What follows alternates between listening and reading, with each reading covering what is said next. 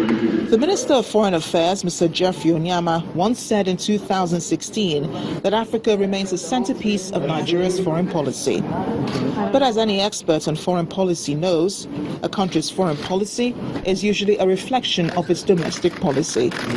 In 2016, the federal government is more focused on growing and stabilizing the economy. Much of bilateral and multilateral meetings attended by President Muhammadu Buhari centered around rallying foreign investment for Nigeria. Economists said it was the best time to invest, and the country considered borrowing from the IMF, until China came to the rescue. President Muhammadu Buhari paid a 5-day visit to China in April on the invitation of the Chinese President Xi Jinping, aimed to strengthen diplomatic, trade and economic relations between the two countries. At the end of the visit, China announced an $80 billion deal with Nigeria to be effectively put across each of the sectors. While many frowned on the president's frequent trips out of the country, this one was highly commended. You can see what they are doing at the airports in Abuja and in Lagos. The Chinese have come to Nigeria, and there are so many prospects. Diplomatically, Nigeria has intervened in the political crisis in the Gambia. President Muhammadu Buhari joined the presidents of Liberia, Ghana and Senegal as part of an ECOWAS delegation to President Yahya Jammeh to urge him to step down. President Buhari's corruption fight was taken beyond the nation's shores as he called on countries in the international community to help return stolen monies.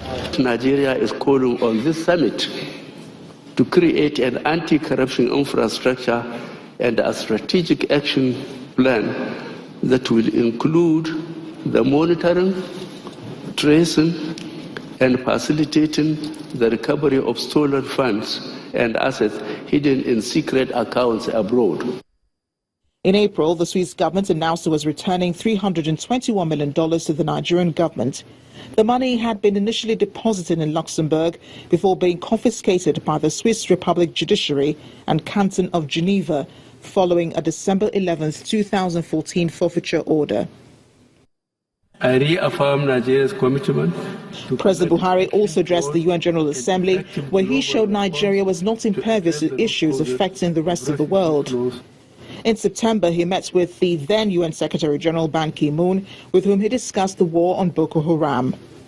Fighting the insurgent group and Nigeria's economy dominated other bilateral meetings, such as his meeting with President Barack Obama.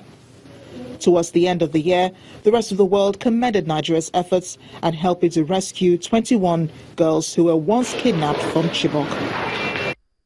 2017 has begun, and Africa awaits the rise of its giant as more challenges lie ahead for Nigeria to prove her foreign policy go beyond mere words.